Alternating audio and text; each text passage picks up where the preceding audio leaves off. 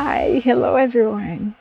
Today I'm gonna show you just how I'm achieving a nice curb appeal with a naturescape and very wild front yard right here in Canada. And I'm so happy with that as I talk to the neighbors, and they are very accepting of the wild looks of the front yard and are also incorporating these principles in their yards. So let's go and take a look. This is our front yard, and we have a rose garden. I have new seedlings here to replant inside the flower bed. Most of these roses are from seed, and all of this mulch comes from the backyard. Either it is the leaves in the fall, and like here, it's the leaves from the backyard, and also these ones. I have plenty of mulch. Every fall, I collect all the leaves and I bring here to the rose garden. So I don't have to do any weeding. What I will have to do pretty soon is pruning of the roses. I do 2 prunings, one very early in the fall, in the summer. As you can see, the rains were very tough on the roses this year, and for a moment I thought many of those were over and done with, but there is some loss, but they came back. The Alberta rose, it didn't flower this year, but it's put a shoot up in there, so I'm pretty happy with that. It survived more trees from the backyard that I did last year. This is the willow, and this is an aspen. It does a nice line of trees from this Sugar Bailey here to the aspen, to the willow, and to the next Sugar Bailey. It's really tall. And this is a seedling of it. So here are the seedlings that I transplanted from the flower bed in the backyard. And we have 7 seedlings, and in the end I have some daisies, because in that corner nothing grows but daisies. And you can see that the seedlings do better the more sun, of course, they get. And when they go to that corner, they didn't grow as much in here. Actually, I did plant taller seedlings here, and very robust seedlings in this area where I know that they would have less of a chance, but they remained very short. So in that corner, I'm going to seed more daisies in there.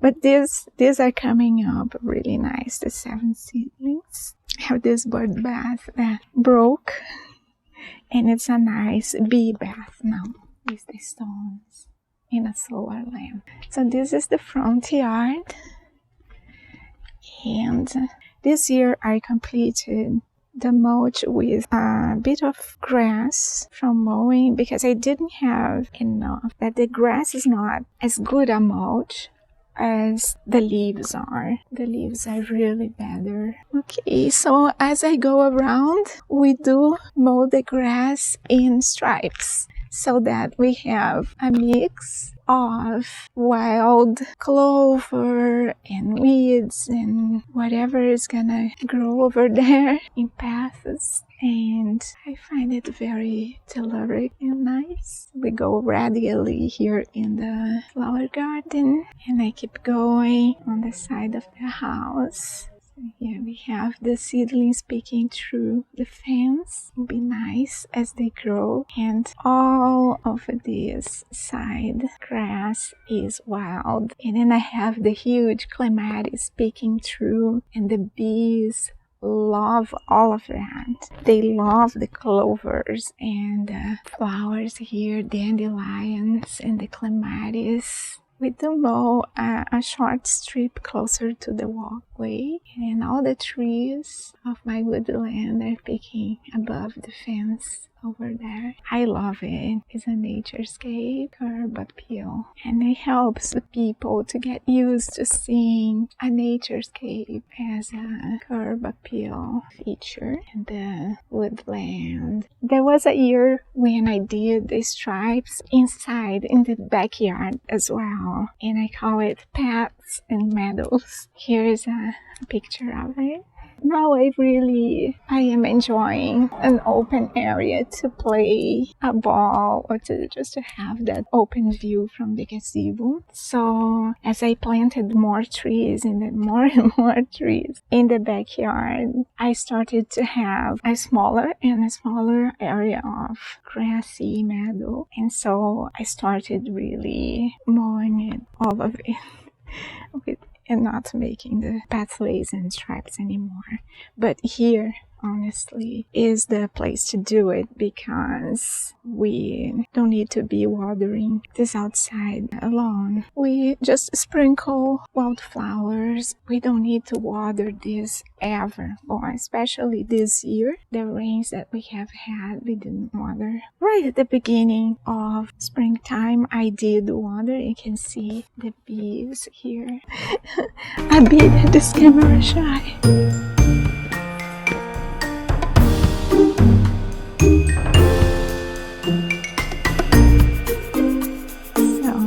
They do appreciate this meadow. This front yard is winning the hearts of the neighbors and of the passers-by. They really don't have any difficulties accepting the weeds and the clovers when they are trimmed and done in a way that is purposeful. Yes. So I hope you have enjoyed the ideas and that you can incorporate some in your own front yard and help restore habitat for bees, birds, and everyone. In the upcoming videos, I'm gonna take you along with me as I prune and take care of these gardens. They're very low maintenance and they are a joy to do, and I'm sure you're gonna have a good moment with me. So I hope that you will subscribe to the channel and come along with me gardening and enjoying nature. See you in the next video. Ciao! Deadheading produces more blooms, but this method, see, I just took the petals here, and if you take off the petals that are ready to leave the flower gently like that, it is as good as deadheading, and it looks so nice over the mulch, and it's more gentle and produces a lot and lots of blooms.